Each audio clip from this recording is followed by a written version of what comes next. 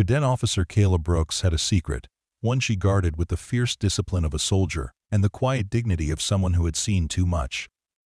They called her the coffee girl in the flight briefing room, a polite but dismissive title for the young woman who filled mugs and fetched charts.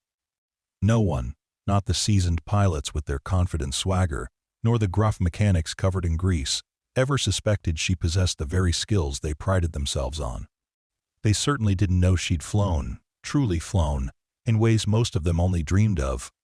But then, a moment arrived that shattered all perceptions, a sudden, terrifying crisis that proved a quiet presence could hold the most powerful answers. A Blackhawk, a team, and a mission hung precariously in the balance, and the fate of them all rested in the hands of the cadet they dismissed.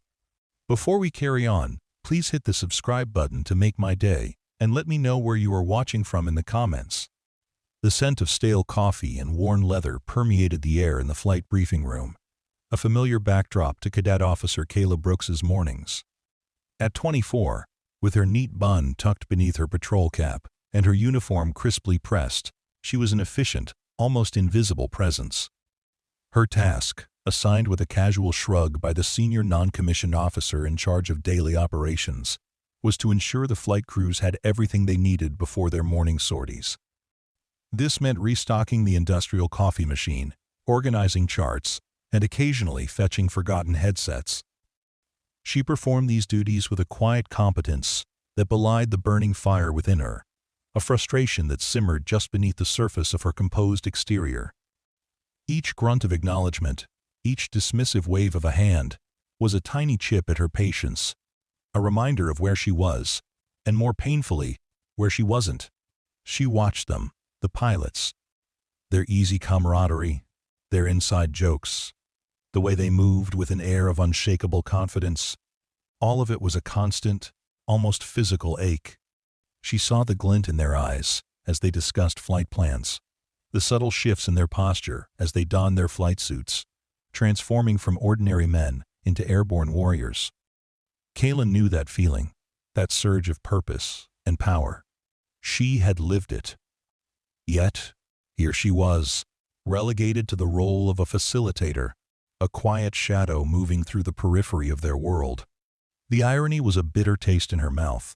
They joked about coffee runs and Cadet Brooks's excellent brew, oblivious to the fact that her hands, currently holding a thermal carafe, were more accustomed to the precise, intuitive dance across a helicopter's controls, guiding tons of roaring machinery through treacherous skies. This particular morning, the atmosphere was charged with a different kind of tension. A critical supply run was scheduled for a remote forward operating base, a mission deemed high priority due to dwindling medical supplies and an increasingly volatile local situation. The pilots for the mission, Captain Max Jenkins, and his co-pilot, Lieutenant David Deadeye Owens, were poring over maps, their faces grim under the harsh fluorescent lights. Max, a man in his late 30s, with a reputation for steady hands and an even temperament, looked particularly strained today. His usual quick smile was absent, replaced by a furrowed brow and a slight tremor in his right hand as he traced a proposed flight path. Kayla approached with a fresh pot, carefully refilling Max's mug. His hand, as it reached for the cup, brushed hers, and she felt a surprising clamminess. His fingers were cold, despite the warmth of the coffee. He muttered a distracted, "Thanks, Cadet," not meeting her eyes. She noticed a faint sheen of sweat on his forehead, unusual for the cool, air-conditioned room. A flicker of concern, born of instinct honed in far more dangerous environments, stirred within her. She catalogued the observation, tucking it away, a quiet alarm bell that only she could hear. "All right, team," Major Armstrong, the operations officer, boomed, slapping the briefing table. "Let's go over this one more time. Standard approach to FOB Viper. Quick offload. Minimal ground time. Intel suggests increased enemy activity along the eastern ridge. Max, Deadeye, you're flying the lead Blackhawk. Call sign Viper 1-1. Colonel Harding's team is riding with you." Max nodded, but his movement was stiff, his eyes darting quickly around the room as if searching for something. He took a long, gulping swig of coffee. Kayla watched him, her unease growing. His breathing seemed shallow, his chest rising and falling too rapidly. As Major Armstrong continued to detail potential threats and contingency plans, Max's face grew paler. A single bead of sweat trickled down his temple, not from heat, but from internal distress. He gripped the edge of the table, his knuckles white. Deadeye, engrossed in the map, didn't seem to notice. Then, it happened. Without warning, Max's eyes rolled back. A choked gasp escaped his lips, and he slid slowly, uncontrollably, from his chair. The thud of his body hitting the linoleum floor was sickeningly loud in the sudden silence of the room. The map, still clutched in his hand, fluttered to the ground beside him. Panic erupted. Major Armstrong rushed forward, shouting for medics. Deadeye, finally looking up, scrambled to Max's side, fumbling for a pulse. The room, moments before a picture of organized military efficiency, dissolved into chaos. Voices overlapped, frantic and urgent. "Heart attack!" someone yelled. "Get a defibrillator." Kayla, however, didn't join the frantic cries. Her mind, trained for crisis, snapped into razor-sharp focus. She saw the immediate problem. Their lead pilot was incapacitated. The mission, vital to the troops at FOB Viper, was now jeopardized. Time was critical. The Blackhawk, fully fueled and loaded with crucial supplies, was waiting on the tarmac, its rotor blades poised, a silent, powerful beast ready to take to the skies. But without a pilot, it was just an expensive piece of metal. She looked from the prostrate form of Captain Jenkins to the bustling confusion around him. No one was thinking about the aircraft, only the man. A cold, hard certainty settled in her gut. She knew what needed to be done. A sudden, unexpected clarity pierced through the years of suppression, of being the coffee girl. The muscle memory, the knowledge, the absolute, unyielding calm she'd cultivated in the face of chaos, surged to the forefront. This wasn't a choice. It was an imperative. Without a word, her movements precise and deliberate, Kayla strode past the huddle of officers, her eyes fixed on the door leading to the tarmac. Major Armstrong, barking orders, briefly looked up, catching a glimpse of her purposeful stride. "Cadet, what are you doing?" he called out, his voice tinged with bewilderment amidst the pandemonium. But Kayla didn't answer. She didn't even slow.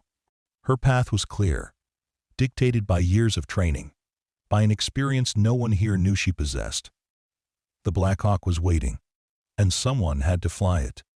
The sudden shift from the chaotic briefing room to the biting wind of the tarmac was jarring. The massive UH-60 Blackhawk helicopter, call sign Viper 11, squatted on the asphalt, its twin engines whining softly, a hulking silhouette against the pre-dawn glow.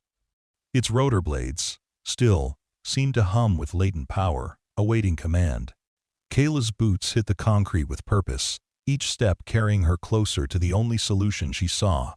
Her mind, usually a whirl of suppressed memories and frustrated ambition, was now a singular, focused laser.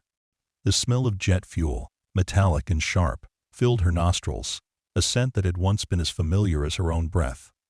She reached the helicopter, its sheer size imposing, yet intimately known. The ground crew, already conducting their pre-flight checks, looked up, surprise etched on their faces. They knew her as Cadet Brooks, the one who brought coffee. They didn't expect to see her here, striding towards the cockpit. "Cadet?" asked Sergeant Rodriguez, the crew chief, his brow furrowed in confusion. "What are you doing out here?" "The pilot, Captain Jenkins, he just collapsed." "I know, Sergeant," Kayla replied, her voice firm, leaving no room for argument. "Major Armstrong needs this bird in the air. I'm taking his place." Rodriguez's eyes widened, a mixture of disbelief and alarm. "Cadet, with all due respect, you're not qualified to fly a Blackhawk. This is Viper 11, a critical mission. We need a pilot, and you have one," Kayla stated, her gaze unwavering. She didn't have time for explanations, for the convoluted bureaucratic dance that would inevitably follow. Lives at FOB Viper depended on this flight. She pulled open the cockpit door, the familiar scent of avionics and worn seats washing over her. It was like stepping into a long-lost memory, a space where she had once truly belonged. "Get the team loaded, Sergeant," she commanded, her voice cutting through the early morning chill. "Now. There's no time to waste.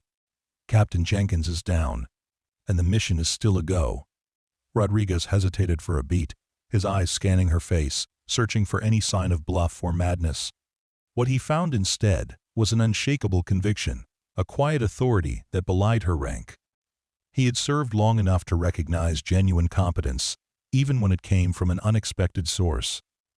A flicker of recognition, a faint understanding, passed through his expression. He knew, as did every man on that tarmac, that a direct order, especially in a crisis, had to be obeyed. "Yes, Cadet," he barked, turning to his crew. "You heard the cadet. Get those troops loaded. Move, move, move." The soldiers, Colonel Harding's team, were already approaching, their faces grim, having heard the news of Captain Jenkins. They saw Kayla climbing into the pilot's seat, and a ripple of confusion ran through their ranks. One of them, a burly sergeant with a weathered face, started to voice an objection. "Hey, where's Captain Jenkins?" "Who's she?" "Orders, Sergeant," Rodriguez bellowed, cutting him off. "Just get in the damn bird. Viper 1-1 is launching now." Kayla settled into the pilot's seat, the familiar contours molding to her body as if she'd never left. Her hands instinctively went to the controls, her fingers brushing the collective, the cyclic, the anti-torque pedals. The feel of the cold metal, the intricate array of switches and dials, was a welcome embrace, a homecoming she hadn't dared to dream of. Deadeye, still dazed and disoriented from the sudden medical emergency, climbed into the co-pilot's seat beside her. He looked at her, his eyes wide with disbelief. "Cadet Brooks?" he stammered, his voice laced with confusion. "What? What are you doing? Where's Max?" "Captain Jenkins suffered a medical emergency, Lieutenant," Kayla explained, her voice calm, devoid of any tremor. "He's being attended to. The mission is still critical. I'm flying lead." She didn't look at him, her eyes already scanning the instrument panel, her mind performing a rapid internal checklist. Deadeye stared, momentarily speechless. But you're a cadet. You can't." "I can," Kayla interrupted, her voice firm. "I am. Now, run the pre-flight checks, Lieutenant. We're losing daylight." Her tone left no room for argument. It was a command, delivered with the absolute authority of a pilot in control. Deadeye, flustered but instinctively responsive to the command in her voice, began to fumble with the switches, his movements hesitant at first, then gaining a semblance of their usual precision. He was a good co-pilot, well-trained, but clearly out of his depth with this unexpected turn of events.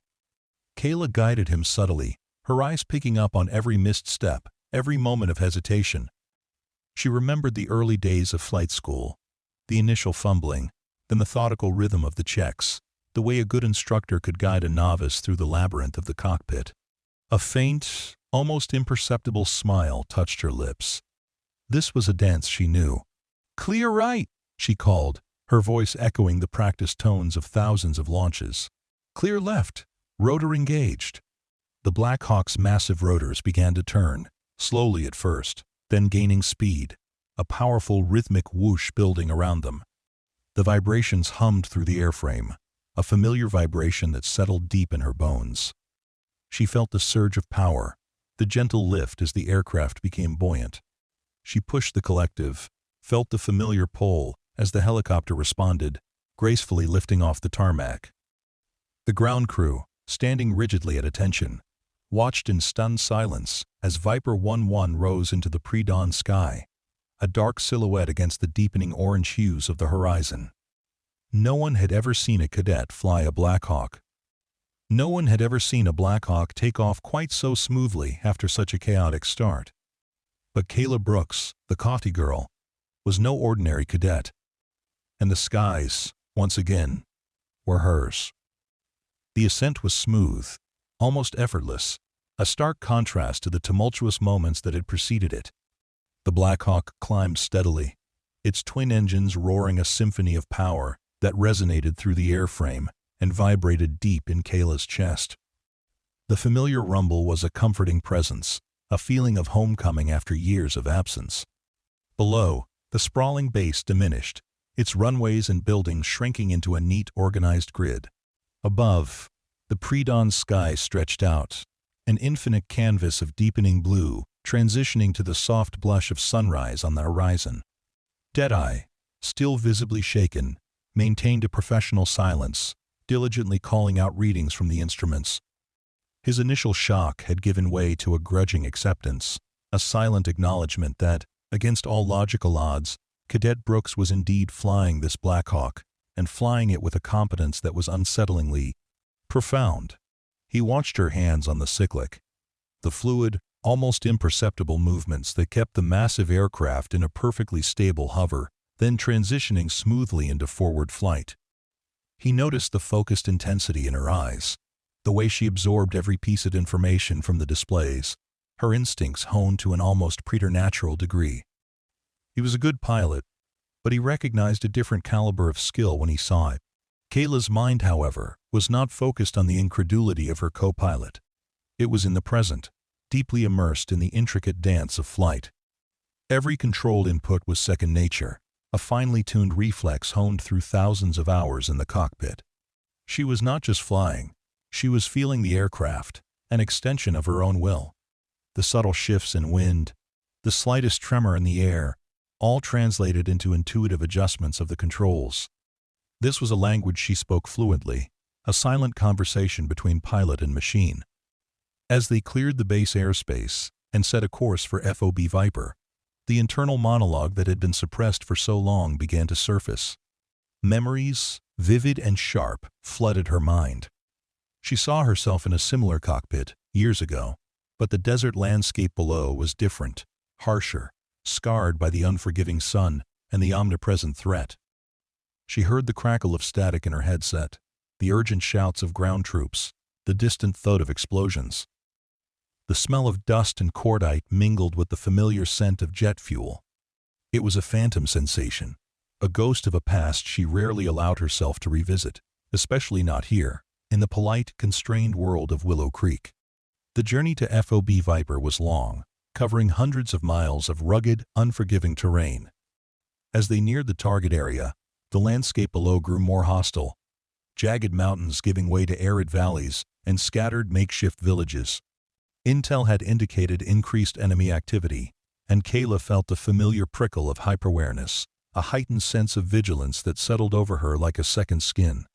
Her eyes constantly scanned the horizon, searching for telltale signs, for movement that was out of place. "Viper 1-1, this is FOB Viper," crackled the radio, pulling her back to the present. "We have inbound enemy movement. Estimate 5 minutes to contact. Repeat, enemy forces inbound. Advise caution on approach. Over." Deadeye's head snapped up, his face paling further. "Incoming. 5 minutes to contact. Cadet, we need to abort. We can't land in a hot zone." Kayla's grip on the cyclic tightened. Abort? The thought was anathema. The medical supplies were vital. The troops on the ground were counting on them. "Negative, FOB Viper," she responded, her voice calm and steady, betraying no hint of the adrenaline coursing through her veins. "We have critical medical supplies. We are proceeding with the drop. Provide vectors for immediate landing zone. We'll be in and out." Deadeye stared at her, dumbfounded. "Are you insane, Cadet? We'll be shot out of the sky." "Lieutenant," Kayla said, turning her head slightly to meet his gaze, her eyes hard and resolute. "Those men need these supplies. We don't leave our people hanging. Now, give me those vectors, and prepare for a tactical descent." Deadeye hesitated for a fraction of a second. Then, recognizing the unyielding determination in her voice, he began relaying the coordinates, his voice surprisingly firm despite his fear. He had flown into hot zones before, but never with a cadet at the controls, and never with such an immediate, brazen decision to push forward. Kayla initiated a rapid, corkscrewing descent, a maneuver designed to minimize exposure to ground fire, a move far beyond the standard operating procedures for a routine supply run. She pushed the aircraft to its limits, feeling the surge of GF forces, the roaring wind around them. The terrain rushed up to meet them, a blur of rocks and scrub. She spotted the designated landing zone, a dusty makeshift pad already under fire. Tracers arced through the air, their fiery paths ominously close. "Inbound, in 3, 2, 1, she called out, her voice clipped and precise. "Prepare for rapid offload." The Blackhawk touched down with a jarring thump. Not a feather-light landing, but a controlled, combat-ready one, designed for speed and tactical advantage. The instant the wheels hit the dirt, the rear ramp dropped, and Colonel Harding's team, true professionals, surged out, weapons ready, disappearing into the swirling dust and the chaos of the firefight. They didn't even question who was flying anymore. The fact that the Blackhawk had arrived, against all odds, was all that mattered. The crew chief, Sergeant Rodriguez, quickly began offloading the supplies, his movements frantic. Kayla kept the rotors turning, the powerful downdraft kicking up a storm of dust and debris, providing a brief, swirling cover. She scanned the perimeter, her eyes constantly searching for threats, for the gleam of a weapon, for any hint of movement in the surrounding hills. She felt the familiar tension in her shoulders, the heightened senses, the adrenaline coursing through her veins. This was familiar territory, a return to a dangerous, yet profoundly alive, part of herself. The coffee girl was gone, replaced by the pilot she had always been. "Supplies offloaded," Rodriguez yelled over the roar of the engines. "We're clear."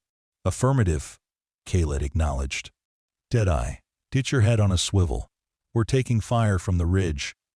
She nudged the cyclic, feeling the Blackhawk respond, a powerful, responsive beast, eager to escape the deadly embrace of the ground. The tracers were closer now, stitching glowing lines across their vision.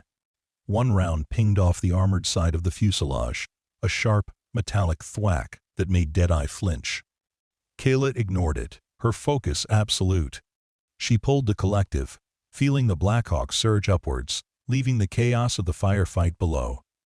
She executed a sharp, evasive turn, putting distance between them and the enemy fire, climbing rapidly towards the relative safety of higher altitude. She could hear the distinct sound of explosions below, the ongoing battle for FOB Viper. As they gained altitude, the sounds of battle faded, replaced by the rhythmic thrum of the engines. Deadeye, catching his breath, looked at her, his earlier shock replaced by a dawning comprehension, a reluctant respect. He had seen veteran pilots struggle under less pressure. This cadet, the one who poured coffee, had just flawlessly executed a hot landing and takeoff under fire. The silence between them was heavy with unspoken questions, with a revelation that was just beginning to unfold. The truth about Cadet Officer Kayla Brooks was far more complex and far more dangerous than anyone had ever imagined. The return flight to base was cloaked in a different kind of silence, heavy with the lingering echoes of combat and the unspoken questions that hung in the air between Kayla and Deadeye. The sunrise had given way to a clear, crisp morning, but the serene blue sky belied the intense experience they had just shared. Deadeye, though still pale, had shed his earlier fluster. He operated his controls with quiet efficiency, occasionally glancing at Kayla, a contemplative expression on his face. He watched her every movement, searching for clues, for an explanation. The ease with which she had handled the Blackhawk, her calm demeanor under fire, was simply not something a cadet could possess. Kayla, for her part, remained outwardly composed. Her focus was still on the flight, ensuring a smooth, safe return. But internally, a complex tapestry of emotions was unraveling. The rush of adrenaline from combat had subsided, replaced by a deep, resonant calm, a feeling of being utterly in her element. Flying the Blackhawk, performing those maneuvers under pressure, had been like breathing after holding her breath for years. It was a liberation, a raw, undeniable confirmation of her identity.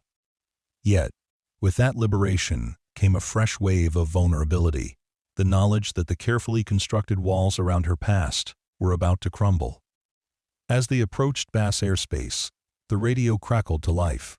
"Viper 1-1, this is Tower. Welcome back. Major Armstrong requests your immediate presence in the command center upon landing. Repeat, command center, over." Kayla acknowledged the transmission, a faint sigh escaping her lips. The debriefing would be anything but routine. Questions would be asked, explanations demanded. And the truth, once revealed, would change everything. She felt a tremor of apprehension, not for herself, but for the weight of the story she carried, the burden of a past she had tried so desperately to leave behind. The landing was as precise as their takeoff, a gentle kiss on the tarmac. Sergeant Rodriguez and the ground crew met them, their faces a mixture of relief and intense curiosity. They had seen the news flashes about enemy contact at FOB Viper. They had seen their Blackhawk, piloted by a cadet, return safely. Whispers followed them as they disembarked. Speculation rife among the hangar personnel. Denai stayed close to Kayla as they walked towards the command center. He finally broke the silence. "Cadet Brooks," he began, his voice low, a mix of awe and bewilderment. "What the hell was that? I've never seen anyone, let alone a cadet, fly like that. You just took control. And that landing, the evasive maneuvers, it was textbook, but way beyond textbook for a standard pilot. Who are you?" Kayla met his gaze, a flicker of something raw and ancient in her eyes. "I'm Cadet Officer Brooks, Lieutenant." Her voice was quiet, but firm. "And I just completed a critical mission." He shook his head, his disbelief warring with the undeniable evidence of his senses. "No, that's not it. You're more than that. You flew that Blackhawk like it was an extension of your own body. You flew it like you were born to fly it." He paused, then his eyes widened in sudden realization. "You've flown Blackhawks before, haven't you?" "Not just a little, but extensively." Kayla didn't answer directly, her gaze fixed straight ahead on the entrance to the command center. The moment of truth was imminent. The command center was a tense, crowded space. Major Armstrong stood at the center, his face etched with concern, flanked by Colonel Harding, the leader of the ground team they had just airlifted, and several other high-ranking officers. Their expressions were a mixture of relief that the mission was successful and profound bewilderment at the circumstances of its completion. "Cadet Brooks, Lieutenant Owens," Major Armstrong boomed, his voice echoing in the large room. "Report! What in God's name happened out there?" Deadeye, still reeling, began to recount the events, his voice stumbling over the details of Captain Jenkins's collapse, his own confusion, and then, his eyes constantly flicking towards Kayla, her unexpected intervention. "And then, sir, Cadet Brooks, she just took the pilot's seat. She ordered me to assist with checks. She flew the Blackhawk, landed it in a hot zone, under fire, sir, executed evasive maneuvers. She saved the mission. And us." He finished, breathless, the weight of his admission hanging in the air. A stunned silence filled the room. All eyes turned to Kayla. Colonel Harding, a grizzled veteran whose team's lives had been on the line, stepped forward, his gaze piercing. "Is this true, Cadet? You flew Viper 11? You landed it at FOB Viper, knowing it was a live engagement?" Kayla stood at attention, her spine ramrod straight. "Yes, sir," she said, her voice clear and steady. "Captain Jenkins was incapacitated. The mission was critical. There was no time to wait for a replacement pilot. I took control of the aircraft and completed the mission." Major Armstrong stared at her, his mouth slightly agape. "Cadet Brooks, with all due respect, what in the name of heavens are you talking about? You're a cadet officer. You're in officer candidate school. You're not even qualified to pilot a Cessna, let alone a Blackhawk in combat conditions. How the hell did you land that helicopter?" The question, direct and incredulous, hung in the air. It was the question she had known would come, the one that would tear down the carefully constructed facade of her present life. She took a deep breath, the stale air of the command center suddenly feeling heavy in her lungs. The memories, the pain, the profound loss surged to the forefront, vivid and inescapable. But so too did the strength, the resilience, the quiet defiance of a woman who had faced far greater challenges than a room full of bewildered officers. She met Major Armstrong's gaze, her eyes holding a depth of experience that none of them could comprehend. Her voice, when she spoke, was quiet, but it carried the weight of the forgotten truth, a revelation that would shatter their comfortable assumptions about the coffee girl forever. "Sir, Kayla began, her gaze unwavering, encompassing Major Armstrong, Colonel Harding, and the entire room. I taught at Fort Rucker. A ripple of murmurs went through the room. Fort Rucker, the home of Army aviation, the elite training ground for helicopter pilots. To have taught there meant she was an instructor pilot, a highly skilled and experienced aviator. But it still didn't explain her current status. She continued, her voice gaining a quiet intensity, the words a confession and a testament, a story she had buried deep within herself for years. Before I got shot down in Kandahar. The finality of the statement hung in the air, a stark, brutal truth. The murmurs died. The faces of the officers, moments before filled with confusion, transformed into expressions of dawning understanding, of shock, and then of a profound, heavy silence. Kandahar. Shot down. The words painted a picture of a different war, a different life, a different Kayla Brooks, one they had never, ever imagined. The coffee girl had just revealed herself to be a ghost of a warrior, a testament to a past steeped in skill, sacrifice, and the brutal reality of combat. The room, suddenly, felt very, very small. The silence that followed Kayla's revelation was deafening. A thick, palpable hush in the command center. The air seemed to vibrate with the weight of her words. I taught at Fort Rucker. Before I got shot down in Kandahar. It was a statement that rewrote every assumption, every casual dismissal, every stereotype applied to Cadet Officer Brooks. The simple act of serving coffee had been a veil, meticulously woven around a past that contained extraordinary skill, profound courage, and undeniable trauma. Major Armstrong, his face initially frozen in disbelief, was the first to regain his composure, though his expression remained one of deep shock. He cleared his throat, his voice now subdued. Shot down, Cadet? In Kandahar? Why? Why were we not aware of this? Your records, your current profile simply indicates medical discharge and then acceptance into OCS here. There's no mention of this. AI. Kayla met his gaze, her eyes holding a flicker of the old pain, quickly masked by a practiced stoicism. Sir, my previous service history, including the details of my combat experience and subsequent injury, was sealed upon my medical discharge and subsequent entry into officer candidate school. It was his ABRS. Personal choice, to start over, to rebuild. Her voice remained steady, but there was an underlying tremor, a vulnerability she rarely allowed to surface. The truth, once spoken, felt raw, exposed. Colonel Harding, the hardened ground commander whose team she had just saved, stepped forward, his eyes narrowed, studying her with a new, intense respect. He was a man who understood the language of combat, the unspoken burden of those who had faced death and lived. Cadet, if you were a former instructor pilot, why are you here, pouring coffee? Why aren't you back in the cockpit? His tone was sharp, but tinged with a genuine curiosity that edged on accusation. Kayla's gaze dropped momentarily, a shadow passing over her face. This was the hardest part, the explanation that unearthed the very reason for her current, diminished status. Sir, my injury in Kandahar was severe. A spinal compression fracture, multiple concussions. They patched me up, but not enough for active flight duty. I lost my flight status.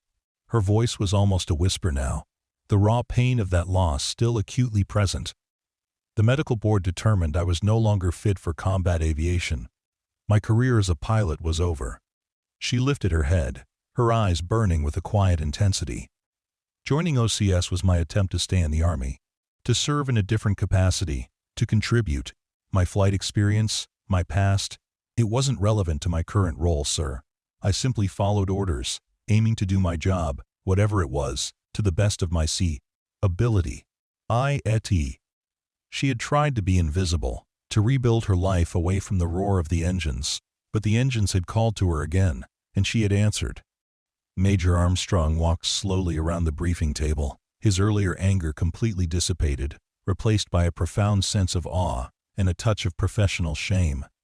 He looked at the junior officers in the room, their faces reflecting similar expressions. So, you're telling me? He said, his voice quiet, almost disbelieving. That the Blackhawk that saved Colonel Harding's team, the one that landed under fire, the one that executed those maneuvers, was flown by a former Fort Rucker instructor pilot who was medically discharged after being, quote, shot down in combat, and is now serving coffee in our briefing room? Yes, sir, Kayla affirmed, her voice regaining its quiet strength. That is correct. A long pause hung in the air. Colonel Harding finally spoke, his voice gruff, but laced with genuine admiration. Cadet Brooks, my team and I owe you our lives. You flew into hell and got us out. We had no idea who you were, but we trusted your flying. And you delivered. Thank you. He offered her a stiff, respectful nod. A rare gesture from the usually reserved officer. Deadeye, who had been listening intently, finally found his voice.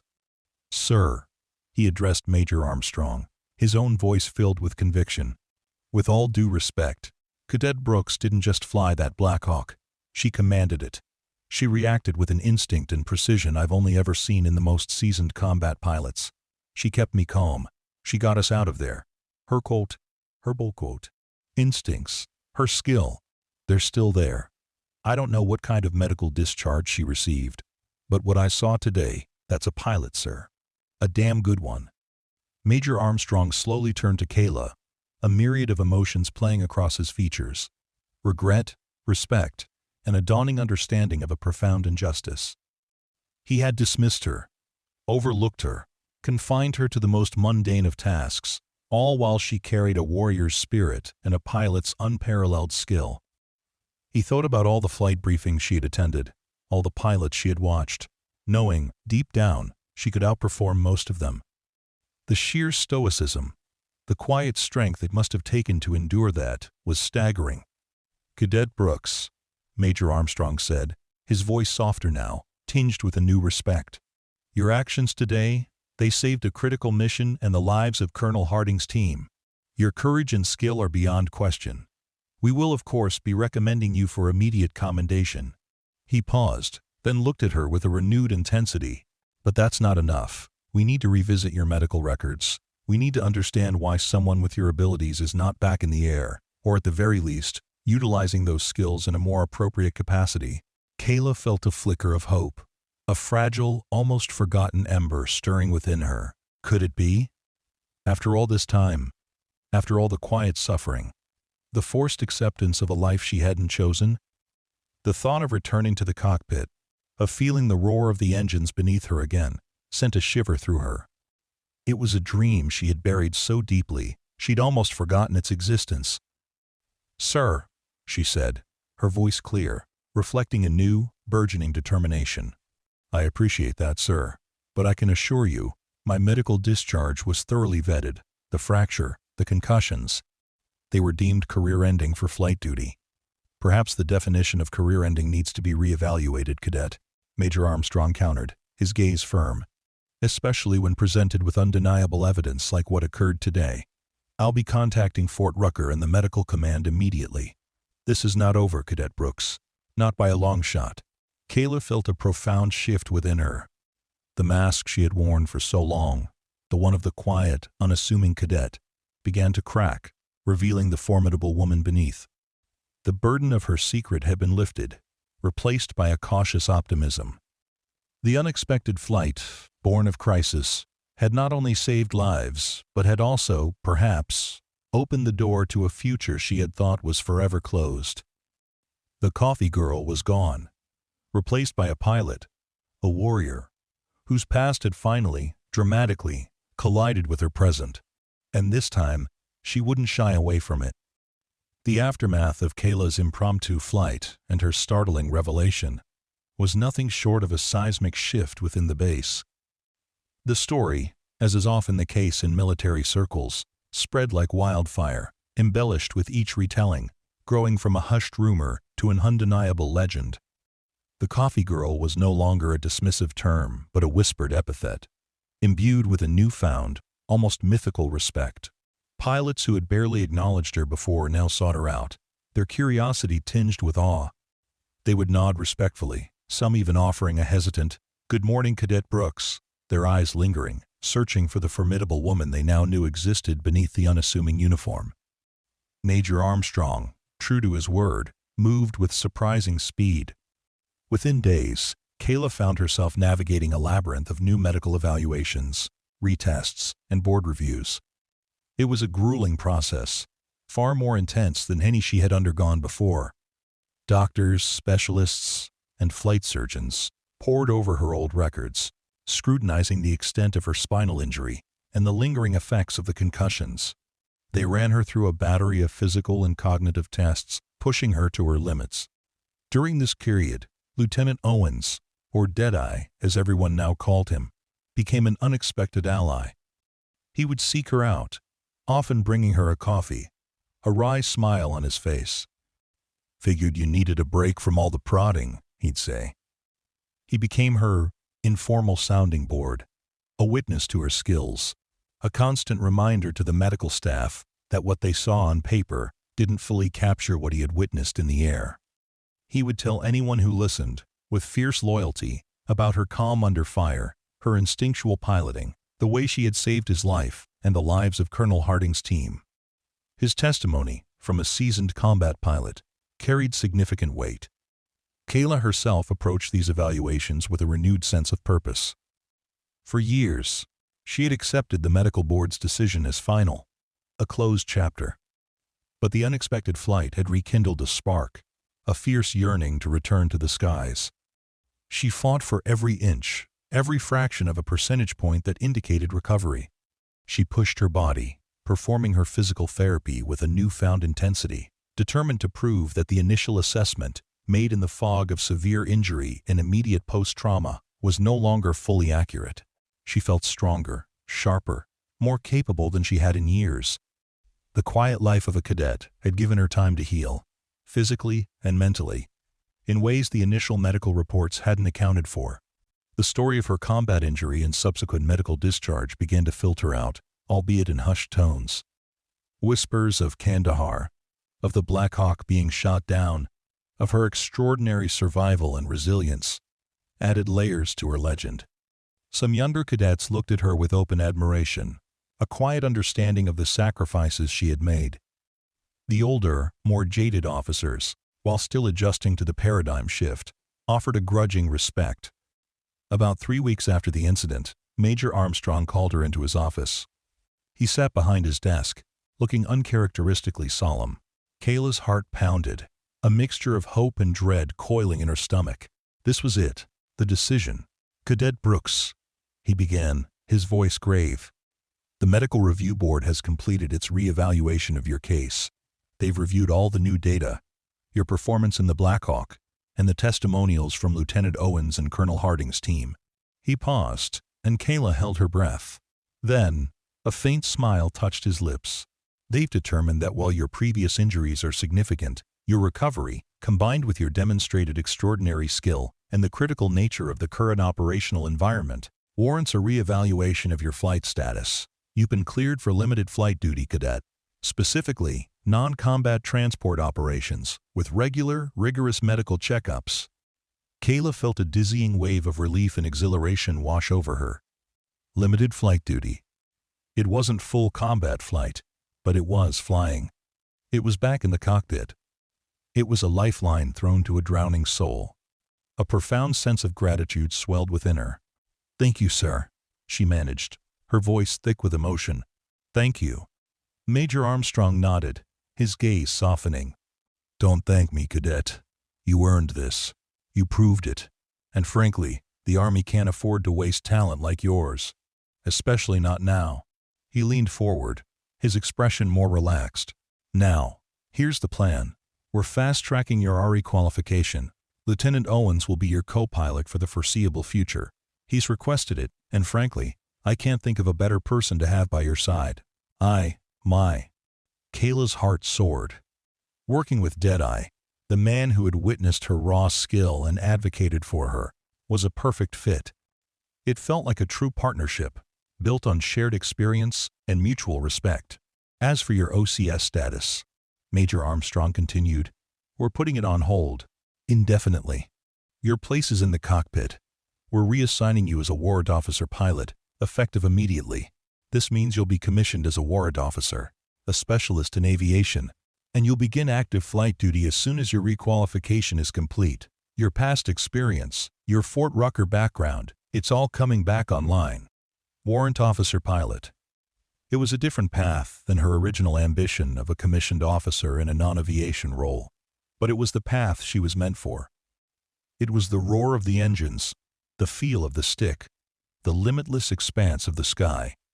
This was her calling, her true identity. The years of quiet frustration, the bitterness of her medical discharge, began to recede, replaced by a surging tide of hope and renewed purpose. The news spread like wildfire, even faster than the initial story of her flight. The coffee girl was now Warrant Officer Brooks, back in the cockpit. The shift in perception was almost palpable. The dismissive nods were replaced by genuine respect, the whispered questions by open admiration. She was no longer an anomaly, a forgotten past. She was a present force, a testament to resilience, a beacon of hope for anyone who believed in second chances.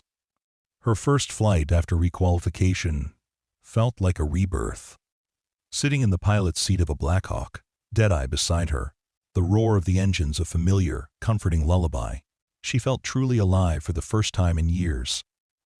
As they lifted off the tarmac, the ground crew saluting with renewed vigor, Kayla looked out at the vast expanse of the sky.